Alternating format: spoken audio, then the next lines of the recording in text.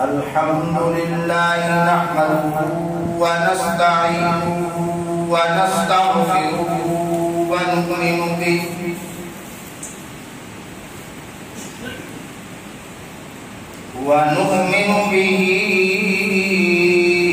ونتوكل عليه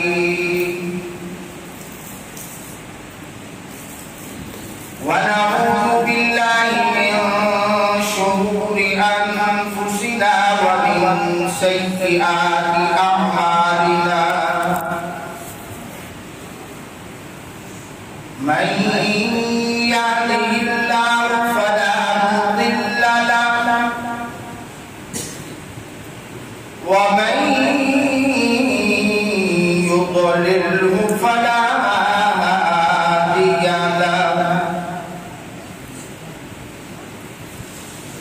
ونشهد أن لا إله إلا الله وحده لا شريك له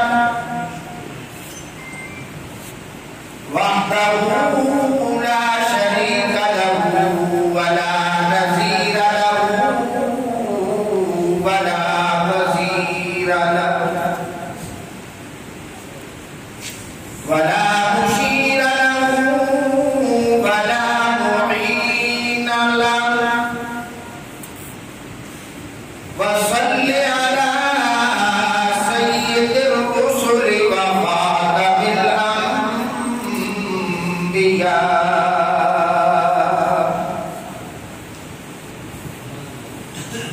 المبعوث إلى كافة للناس بشيرا ونذيرا وداعيا إلى الله بإذنه وسراجا منيرا. وقال الله تعالى في القرآن المجيد والفرقان الحميد أما بعد فأعوذ بالله من الشيطان الرجيم. بسم الله الرحمن الرحيم.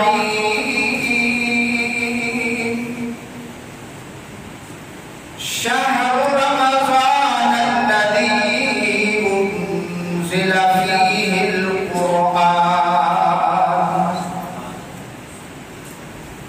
وقال الله تعالى في مقام آخر إن الله وملائكته يصلون على النبي يا أيها الذين آمنوا صلوا عليه وسلموا تسليما. اللهم صل على محمد وعلى آل محمد كما صليت على إبراهيم وعلى آل إبراهيم إنك حميد مجيد. اللهم بارك على محمد وعلى آل محمد كما باركت على إبراهيم وعلى آل إبراهيم إنك حميد مجيد. صدق الله وصدق رسوله النبي الكريم ونحن على ذلك لمن الشاهدين والشاكرين والحمد لله رب العالمين.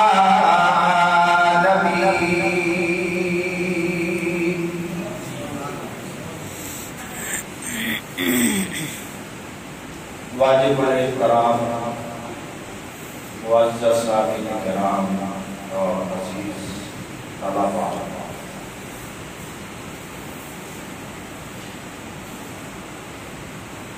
اللہ رب العالمین کا میرے اور آپ کے اوپر اور پوری امت مسلمہ کے اوپر بہت بڑا انعام ہے، احسان ہے، جس خالق کائنات نے مجھے اور آپ کو زندگی کے اندر ایک بار پھر رمضان المبارک جیسا مبارک مہینہ نصیب فرمایا۔ اس کے اندر نہ میرا کمال ہے نہ آپ کا کمال ہے، یہ اس رب العالمین کی مہربانی ہے،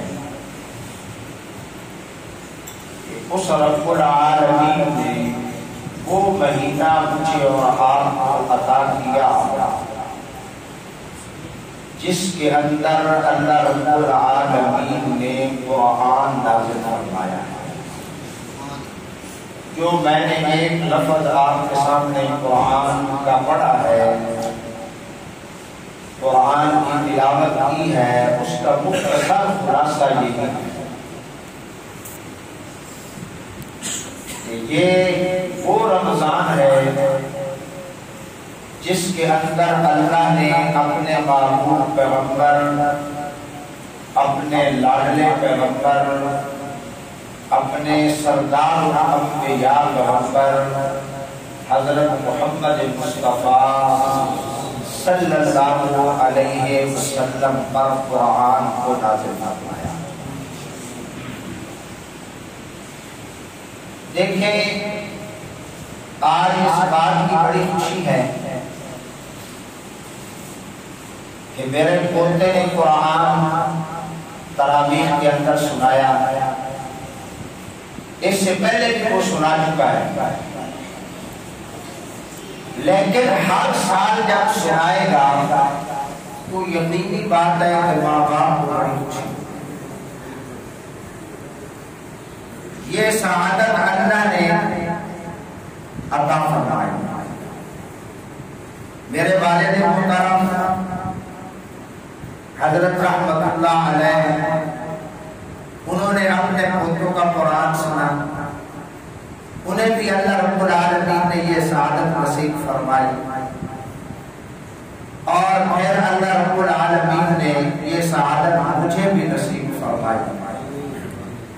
میری دعا ہے اللہ رب العالمین سے کہ بقایا بھی جو میرے پوتے نواسے ہیں، اللہ رب العالمین مجھے اتنی عمر عطا فرما دے کہ ان کا بھی میں قرآن سنوں، لیکن اللہ رب العالمین جانتے ہیں کہ اتنی عمر ہے یا نہیں۔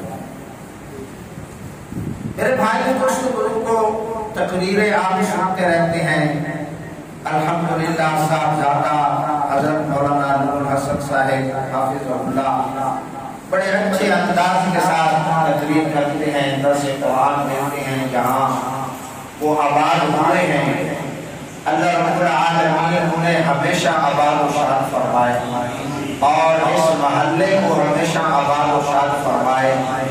ہم رہیں یا نہ رہیں، اس مسجد کو اللہ رب العالمین قیامت کے صبح تک آباد و شاد فرمائے۔ جس محلے میں میں رہتا ہوں کلب روڈ پر، 42 سال مجھے وہاں ہو گئے، 42 سال۔ اللہ رب العالمین کا اتنا بڑا احسان اور اعزاز و اکرام ہے کہ محلے والوں نے یہ اعزاز بخشا ہے، مرد ہوں یا عورتیں، اللہ رب العالمین نے ان کے دلوں کے اندر میری اور میری اولاد کی محبت ڈالی ہے۔ ہم یہاں بھی یہی چاہتے ہیں، ہمیں پیسوں کی کوئی ضرورت نہیں، صرف عزت کی ضرورت ہے۔ یہ مسجد آپ کی عزت ہے، ہم تو خادم ہیں، ہم تو خدمت کرنے والے ہیں، ہمارا کوئی مطالبہ نہیں، جب سے آئے ہیں کوئی مطالبہ نہیں کیا، نہ انشاءاللہ کریں گے۔ اگر کوئی اپنی خوشی سے مسجد کو دیتا ہے تو اس کا ہمارے اوپر کوئی احسان ہے کوئی؟ یا مدرسے کو زکات دیتا ہے اس کا ہمارے اوپر کوئی احسان نہیں۔ مال کو پاک کرنا، مال کو پاک کرنا ہر مسلمان کا فرض ہے۔ مال کو پاک کرنا ہر مسلمان کا فرض ہے جو صاحب نصاب ہے۔ اگر وہ اپنے مال کو پاک نہیں کرتا، مال پاک کیسے ہوتا ہے؟ زکات دینے سے۔ مال پاک ہوتا ہے زکات دینے سے، جسم پاک ہوتا ہے روزے رکھنے سے۔ یہ جسم کی زکات ہے۔ رمضان المبارک کا مہینہ میں اور آپ روزے رکھتے ہیں، یہ میں اور آپ اپنے جسم کی زکات ادا کرتے ہیں اللہ کے سامنے، اس رب العالمین کے سامنے۔ اللہ رب العالمین ہماری جسم کی زکات کو بھی قبول فرمائے اور اللہ رب العالمین میرے اور آپ کے مال کی زکات بھی قبول فرمائے۔ دیکھیں، زکات فرض ہے، نماز فرض ہے یا نہیں فرض؟ روزانہ کی نماز کتنی فرض ہے؟ 5 نمازیں فرض ہیں، 5 نمازیں فرض ہیں جو اللہ کی طرف سے حکم ہے۔ جو بندہ نہیں ادا کرتا وہ مجرم ہے، گناہگار ہے، سزاوار ہے یا نہیں؟ جو نماز نہیں پڑھتا وہ گناہگار ہے۔ مسلمان اور کافر کے درمیان فرق رکھنے والی چیز کیا ہے؟ بولو، وہ نماز۔ وہ کیا ہے؟ وہ نماز۔ مسلمان بھی نہیں پڑھتا، کافر بھی نہیں پڑھتا، تو اس میں کیا فرق ہے؟ دونوں میں کوئی فرق ہے؟ تو میرے بھائی کو اللہ رب العالمین آپ حضرات کا بیٹھنا اپنے دربار میں قبول و منظور فرمائے۔ اگر کوئی میری بات کسی کو ناگوار گزرے تو میں پہلے معافی چاہتا ہوں۔ انسان ہے، انسان سے کوئی نہ کوئی بات ہو ہی جاتی ہے۔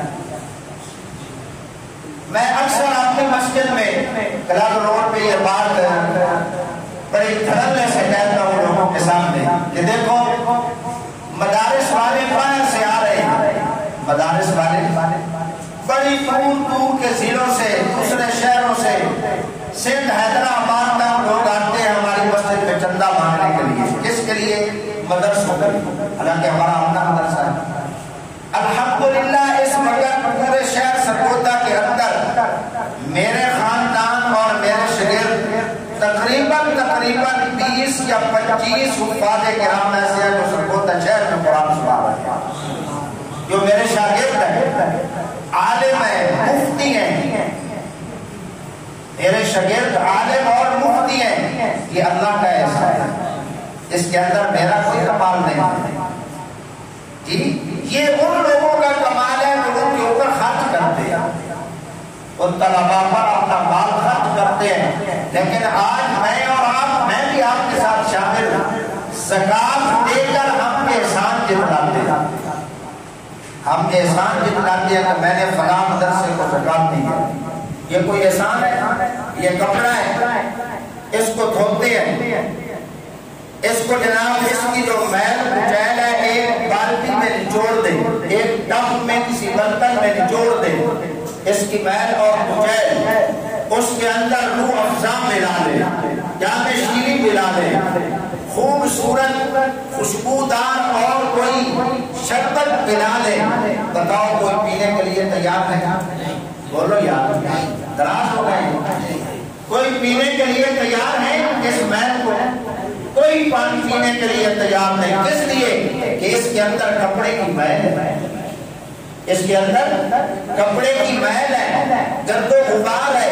چاہے میں نے چینی ڈالی ہے، میٹھا بالکل انتہا کر دی ہے اور خوشبودار شربت بھی ڈالا ہے، اس کے باوجود پینے کے لیے کوئی تیار نہیں ہوتا۔ اس لیے اس کے اندر وہ جناب والا سرف والا یا صابن والا یا میل کچیل گرد و غبار والا پانی ہے۔ یہ زکات بھی اسی طرح میرے اور آپ کے پیسے کی میل کچیل ہے۔ یہ تو ان لوگوں کی مہربانی، مدارس والوں کی، جو میری اور آپ کی زکات کو قبول کر لیتے ہیں جی۔ ہمارے جو بڑے تھے نا، الحمدللہ، اگر ان کو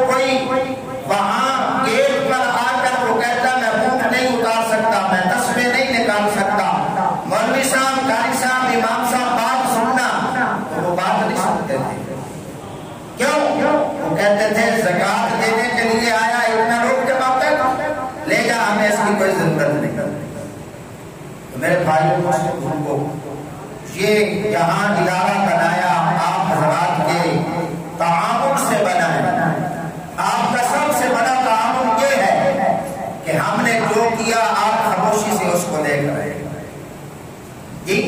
جس کا دل کرتا ہے دیتا ہے، الحمدللہ آپ حضرات دے رہے ہیں، لیکن دے صرف کس کے لیے؟ اللہ کی رضا کے لیے، اللہ کو راضی کرنے کے لیے، اپنی آخرت بنانے کے لیے، تاکہ یہ میرا پیسہ قبول ہو جائے۔ یہ میرا پیسہ ایک طالب علم پر لگے گا تو اللہ کا قرآن کیا کہتا ہے کہ اس کو دوہرا اجر ملے گا۔ کس کو؟ قرآن والوں پر، احادیث پڑھنے والوں پر دوہرا اجر ملے گا۔ میری اور آپ کی زکات طلبہ میں لگے گی جی، جہاں آپ کا دل مطمئن ہوتا ہو اپنی برادری میں، رشتہ داروں میں، عزیز و اقارب میں، اپنے محلے میں، بیوہ ہے، یتیم ہے، مسکین ہے، ان کو دے۔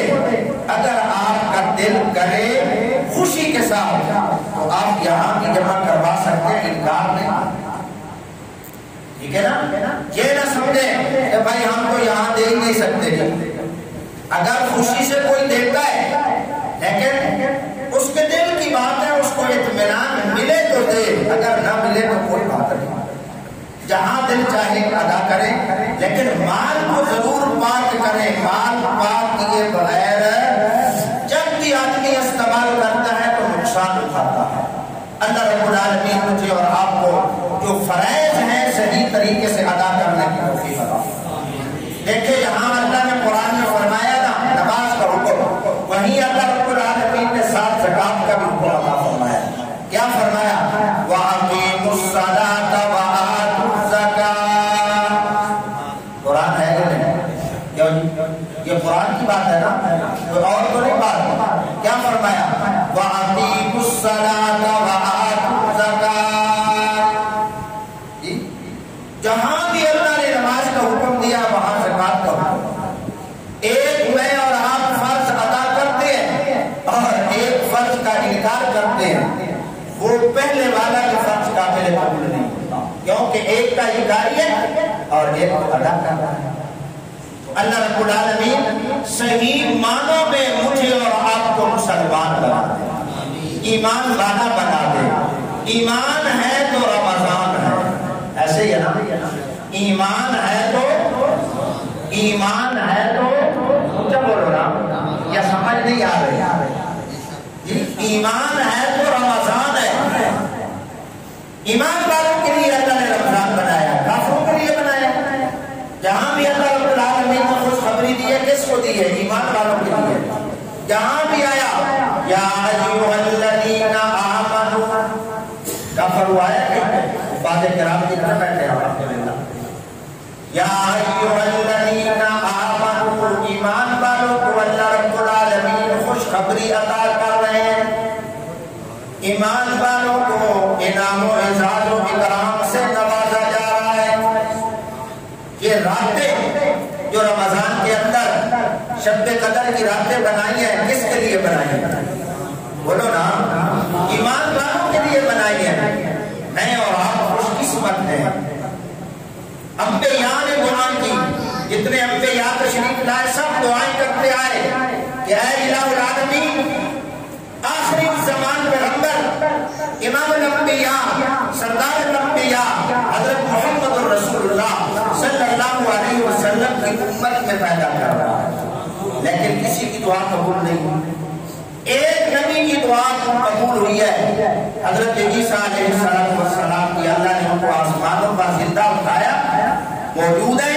یہ میرا اور آپ کا ایمان اور عقیدہ ہے۔ وہ قیامت کے قریب آئیں گے، لیکن سیدھا کس میں چلے گا؟ محمد الرسول اللہ صلی اللہ محمد الرسول اللہ۔ میں ساتھی بات کر رہا ہوں، سیدھا کس کا چلے گا؟ محمد الرسول اللہ صلی اللہ علیہ وسلم کا چلے گا۔ عیسیٰ علیہ السلام اپنا کلمہ لوگوں سے نہیں پڑھوائیں گے، یہی کلمہ پڑھوائیں گے، کون سا؟ لا الہ الا اللہ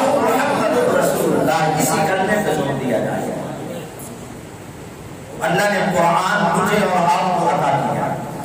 اللہ نے قرآن اس امت کو عطا فرمایا ہے اور یہ امت کتنی خوش نصیب ہے کہ اللہ رب العالمین نے اس کو آخری زمان پیغمبر عطا فرمایا ہے. وہ پیغمبر جو گلی میں چلتا ہے تو قرآن گلی میں اتر رہا ہے. اترا یا نہیں اترا؟ کوئی مخصوص جگہ تھی؟ جتنے انبیاء تشریف لائے اللہ کے کلیم موسیٰ علیہ السلام کوہ طور پر جاتے تھے نا, اللہ کے ساتھ ہم کلام ہوا کرتے تھے, سفر کر کے جاتے تھے کوہ طور پر. لیکن کیا عظمت ہے میرے پیغمبر کی, کیا شان ہے محمد رسول اللہ کی, کیا بلندیاں ہیں امام الانبیاء حضور علیہ السلام کی. ہاں جی, کیا شانیں ہیں کس کی؟ آمنہ کے لال کی, مکے کے دور یتیم کی, ہاں جی, عبداللہ کے جان کی اور حضور علیہ السلام کی.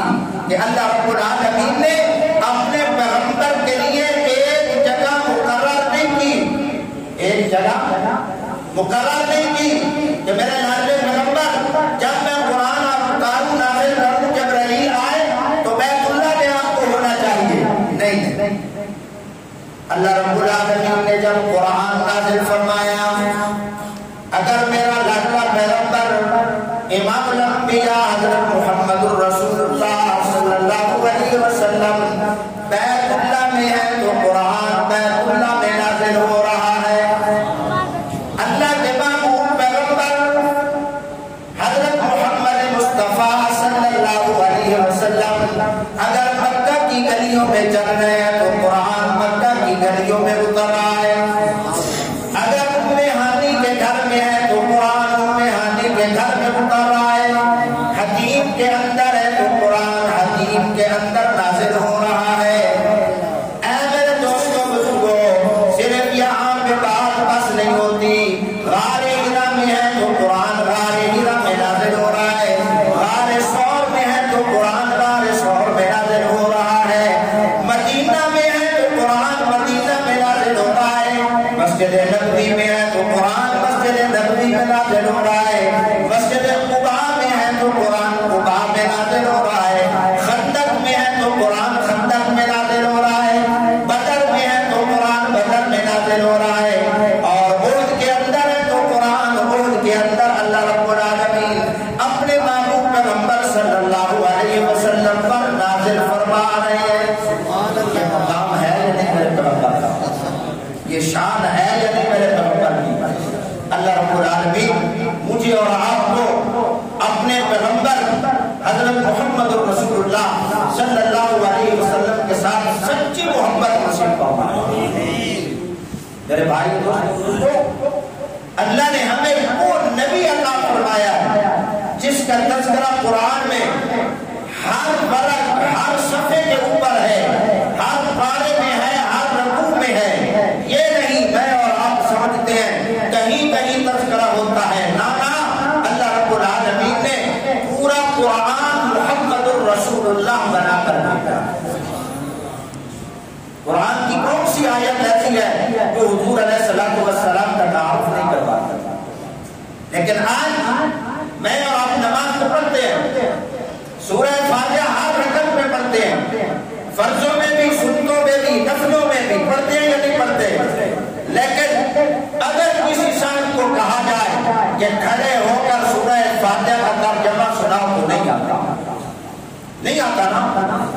اگر واللہ مجھے اور آپ کو اس کا ترجمہ آتا ہوتا تو جو میں اور آپ نماز میں خارج کرتے ہیں, کیوں نہیں, ٹوپی صحیح کرتے ہیں, اپنے کپڑوں کے اوپر کیڑی یا مچھر بیٹھتا ہے نماز کے اندر تو اس کو جناب جھاڑتے ہیں, اوپر بیٹھنے نہیں دیتے, ہاں جی, تاکہ میرے کپڑوں کی مستری خراب نہ ہو جائے.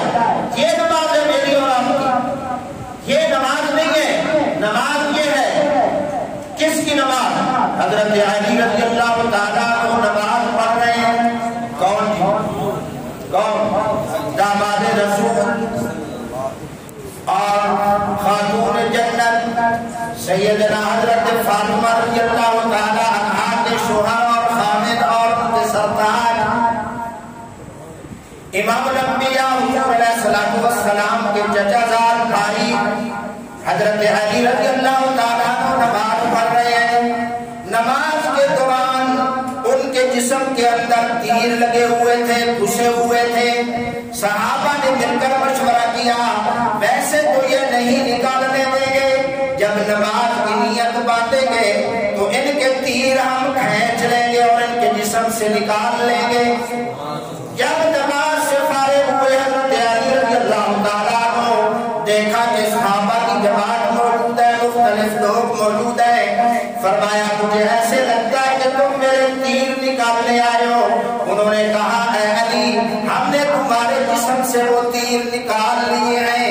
حضرت علی رضی اللہ تعالیٰ عنہ فرمانے لگے واللہ اللہ کی قسم مجھے کوئی پتہ نہیں چلا کہ آپ نے میرے جسم سے تیر کھینچ لیے.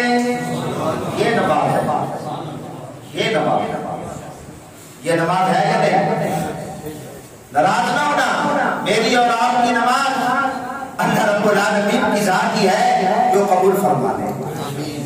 یہ نہیں کہ صرف تمہاری, میں اپنی بات پہلے کر رہا ہوں.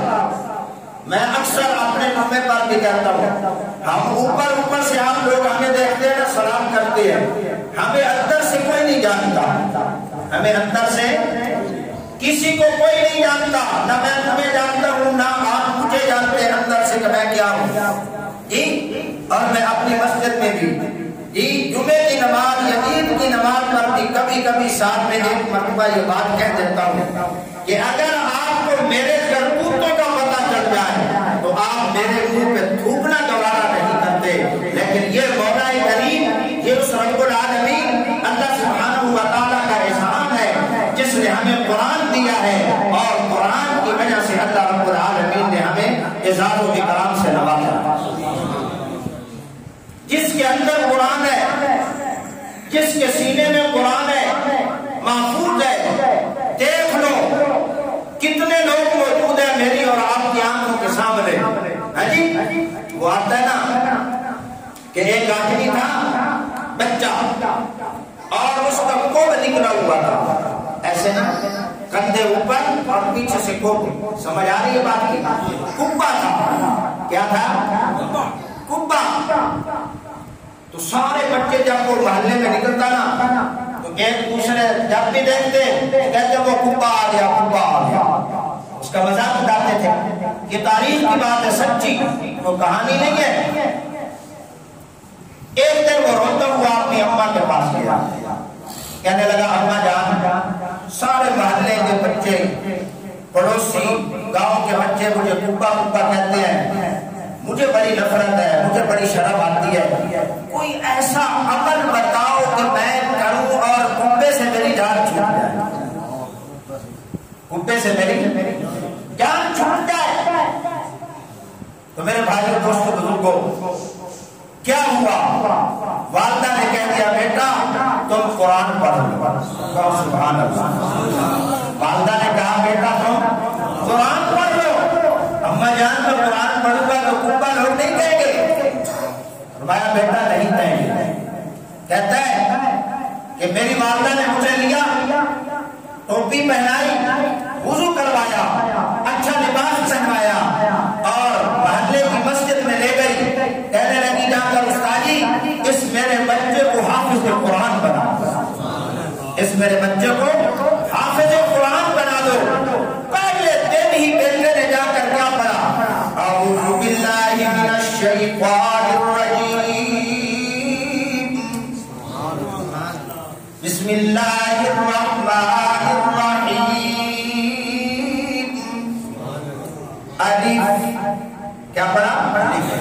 الف. اللہ اکبر. با, جیم تک یہ لفظ پڑھے چھٹی ہو گئے. استاد نے پہلا کلمہ دہرا دیا, ایک دفعہ دو دفعہ کہلوا دیا. مسجد سے نکلا, گھر سے جاتے تک جو اس کے دوست تھے ملے, حافظ صاحب, حافظ صاحب, حافظ صاحب. اللہ نے اس کو ایسا لقب عطا فرمایا کہ وہ پہلے اس کو بچے اپنے ہم عمر, دوست, جی ملنے والے, رشتے دار کبا کبا کہتے تھے. لیکن جب اللہ رب العالمین نے اس کو چنا کس کے لیے؟ اپنے کلام کے لیے, اپنے قرآن کے لیے.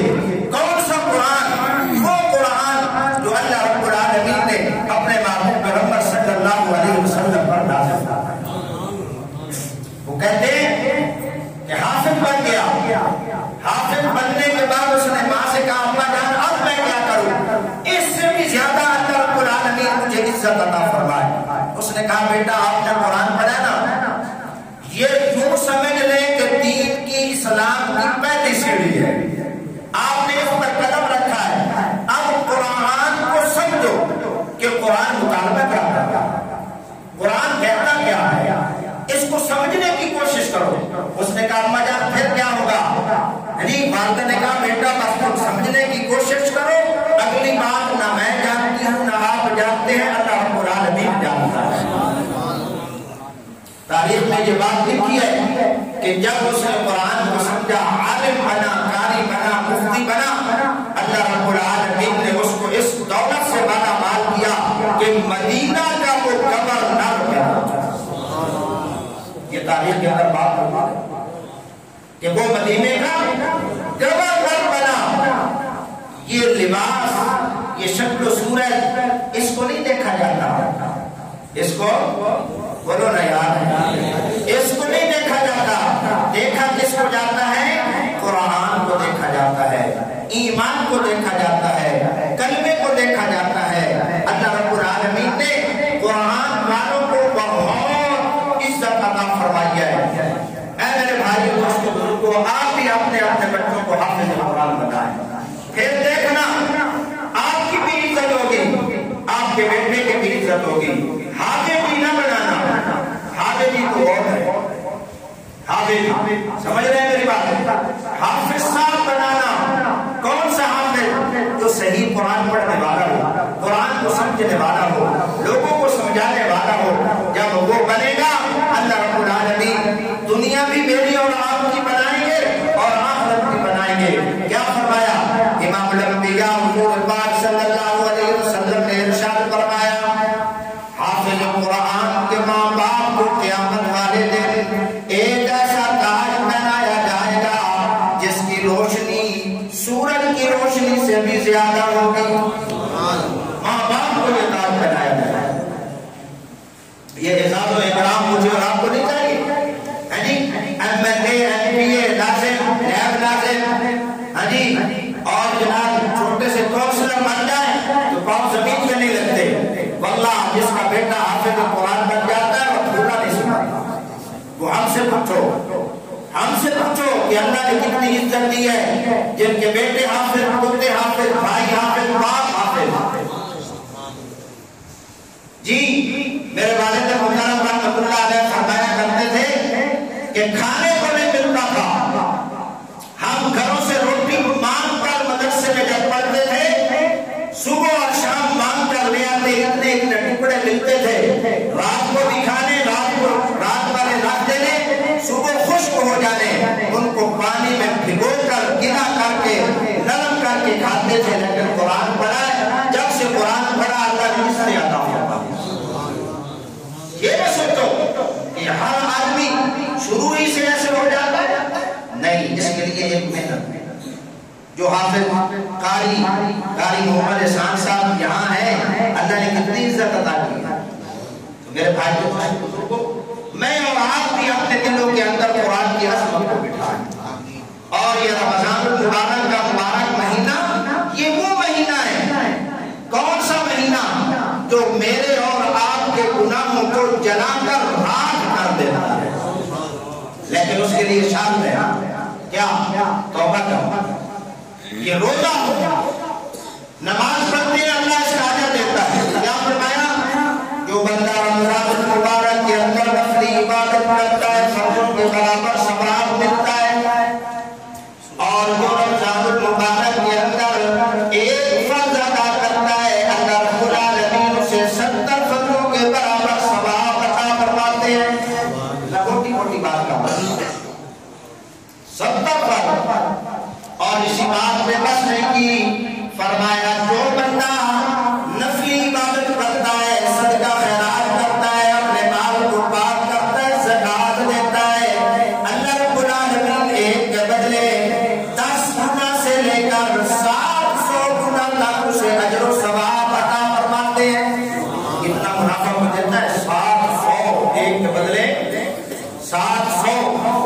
10 کا وعدہ تو اللہ نے فرمایا نا قرآن کے اندر، من جاء بالحسنۃ فلہ عشر امثالھا، ایک کے بدلے خلاصہ کر رہا ہوں، میں باریکیوں میں نہیں جا رہا، من جاء بالحسنۃ فلہ عشر امثالھا، ایک کے بدلے اللہ 10 عطا فرماتے ہیں، لیکن رمضان المبارک کے اندر 10 گنا سے لے کر 700 گنا تک اضافہ ہو جاتا ہے۔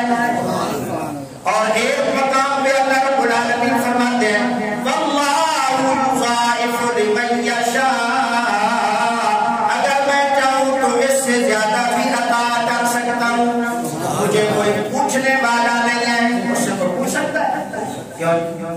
وہ فرماتا ہے کہ میں چاہوں تو اس سے زیادہ بھی کر دوں، یہ تو مجھے اور آپ کو تسلی دینے کے لیے فرمایا 10 گنا سے لے کر 700 گنا تک ایک کے بدلے میں تمہیں عطا کرتا ہوں۔ کر کے دیکھیں تو میں اور آپ یہ آزمائیں تو جب اس لین پہ آئیں گے نا، میری آنکھوں کے سامنے لوگ ہیں، ایک بزرگ تھے وہ وفات پا گئے، مجھے کہنے لگے کہ صاحب پہلی دفعہ جب میں نے اپنے مال کو پاک کیا، زکات دی، 2.5 روپے میں نے زکات دی، 2.5 روپے بتاؤ کتنے پیسوں کی بنتی ہے؟ بولو یار 100 روپے کی، 100 روپیہ میرے پاس تھا، میں نے 2.5 روپے اس کی زکات نکالی، اپنے دور میں وہ کروڑوں پتی تھا، آج اس کے بچے موجود ہیں وہ اربوں پتی ہیں، وہ اربوں پتی ہیں، ان کی ہر مہینے زکات نکلتی ہے آجی، اور زیادہ جاتی ہے، یہ نہیں کہ پوری پوری نکلتی ہے، سال کے بعد حساب کرتے ہیں، کہتے ہیں استادی ایڈوانس چلی گئی ہے، لیکن جتنی ایڈوانس گئی ہے اتنی اللہ نے کاروبار میں ایڈوانس جو ہے برکت ڈالا، لیکن آج میرا بار میں نہیں نکلتا۔ اسی رمضان میں ایک صاحب ہمارے وہاں کلب روڈ میں کسی بینک میں ملازم ہے، بادشاہ ہے، ماشاءاللہ نوجوان ہے، کہنے لگا قاری صاحب زکات اتنی بنتی ہے دل ہی نہیں کرتا دینے، مسجد میں بیٹھے دوسروں کے ساتھ کہتا ہے قاری صاحب اتنی زکات بنتی ہے دل ہی نہیں کرتا دینے کو، مال کم ہوتا ہے۔ میں نے کہا کر کے دیکھو پھر مزہ بھی دیکھو، ادا کر کے دیکھو پھر برکت بھی دیکھو، لیکن آج میرا اور آپ کا علم نہیں بن رہا، بن رہے نہیں بنے، میں اور آپ کو یقین بنائیں گے۔ حضرت ابوبکر صدیق رضی اللہ تعالیٰ عنہ نے جب اللہ کے پیارے پیغمبر نے غزوہ تبوک کے موقع پر مانگا تو کچھ گھر میں چھوڑا، بتاؤ نا، سنتے نہیں رہتے، یہاں تک کہ ہم کو دیوار کے اوپر مارا اور ٹٹول کر کوئی چیز دیکھ رہے ہیں، گھر والوں نے پوچھا کیا دیکھ رہے ہیں؟ فرمایا کل میں نے یہاں ایک سوئی لٹکی ہوئی دیکھی تھی، دیکھ رہا ہوں وہ گھر میں رہ گیا، وہ بھی میں اللہ کے پیارے پیغمبر کی خدمت میں پیش کرنا چاہتا ہوں۔ وہ گچھڑی اٹھائی اور جا کر حضور پاک صلی اللہ علیہ وسلم کی خدمت میں پیش کریں۔ نماز کا اجر و ثواب اللہ عطا فرماتے ہیں، آخری بات ہے میری، نماز کا اجر و ثواب اللہ عطا کرتے ہیں نا کہ نہیں کرتے؟ کہ جامعہ مسجد میں پڑھے تو کتنی نمازوں کا ثواب؟ جی 500 نمازوں کا ثواب، گھر میں پڑھے 1 نماز کا ثواب، جامعہ مسجد جہاں جمعہ ہوتا ہے نماز ادا کرے 500 نمازوں کا ثواب، بیت اللہ میں پڑھے 1 نماز کا ثواب 1,00,000 نماز کے برابر، مسجد نبوی میں پڑھے 1 نماز کا اجر و ثواب 50,000 نمازوں کا ثواب، کتنا اجر ہے، یہ تو میرے اور آپ کی آنکھوں کے سامنے ہے۔ زکات دیتے ہیں بات کو پاک کرتے ہیں، صدقہ دیتے ہیں ہر بلا اور مصیبت سے پریشانی سے بچ جاتے ہیں، لیکن اللہ نے کیا فرمایا؟ اپنے پیارے پیغمبر صلی اللہ علیہ وسلم کی زبان مبارک سے کیا اعلان کروایا؟ ہاں جی کیا اعلان کروایا؟ کہ سب چیزوں کا، نماز کا، تہجد کا، تراویح کا، صدقے کا، زکات کا، حج کا، ہر چیز کا میں جناب والا اجر و ثواب یہ عطا کرتا ہوں، لیکن جو روزہ ہے نا اس کا ثواب میں نے چھپا کر رکھا ہوا ہے، اس روزے کا اجر و ثواب میں نے چھپا کر رکھا ہوا ہے،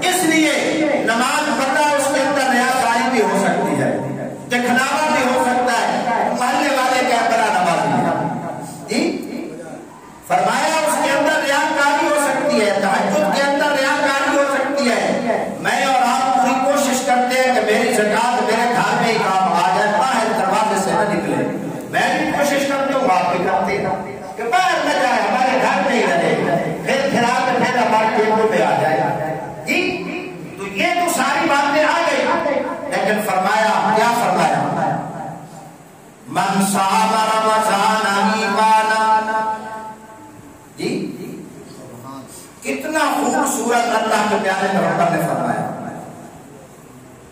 ایماناً و احتساباً غفر لہ ما تقدم من ذنبہ، جو بندہ ایمان کے ساتھ ثواب کی نیت کے ساتھ روزہ رکھتا ہے، اللہ رب العالمین فرماتے ہیں کہ اس کا اجر و ثواب اسے میں خود عطا کرتا ہوں۔ الصوم لی وانا اجزی بہ، روزے والے کو صرف میں جانتا ہوں اور پہچانتا ہوں، بیوی بھی اپنے گھر والے کو پہچان نہیں سکتی کہ اس کا روزہ ہے یا نہیں۔ اگر وہ صبح افطار سحری کر لے ساتھ مل کر، سارا دن باہر پانی پیتا رہے، کھاتا پیتا رہے، گھر میں آئے منہ صاف کرے اور جناب والا ایسا منہ بنا کر رکھے کہ میرا روزہ ہے، لیکن باہر سے جناب والا پیٹ بھر کے آ رہا ہے، بیوی بھی پہچان نہیں سکتی کہ میرے خامد کو روزہ ہے یا نہیں۔ یہ اللہ رب العالمین نے فرمایا الصوم لی وانا اجزی بہ، اس کی جزا میں خود ہوں۔ اس کی جزا کون؟ اللہ۔ اس کی جزا میں خود ہوں، کیونکہ یہ معاملہ میرا اور میرے بندے کا ہے۔ میں جانتا ہوں اس کو اصلی روزہ ہے یا نقلی روزہ ہے، میں اس کو پہچانتا ہوں اس کا اصلی روزہ ہے یا نقلی روزہ ہے۔ میرے بھائی دوستو بزرگو، اللہ کے لیے روزہ رکھنا ہے اور اس کا اجر و ثواب اللہ رب العالمین نے فرمایا اس کا بدلہ میں خود ہوں، اس کا بدلہ میں خود ہوں۔ وہ اللہ ہی جانتے ہیں کہ اس کا بدلہ مجھے اور آپ کو قیامت والے دن کتنا ملنے والا ہے۔ اللہ تعالیٰ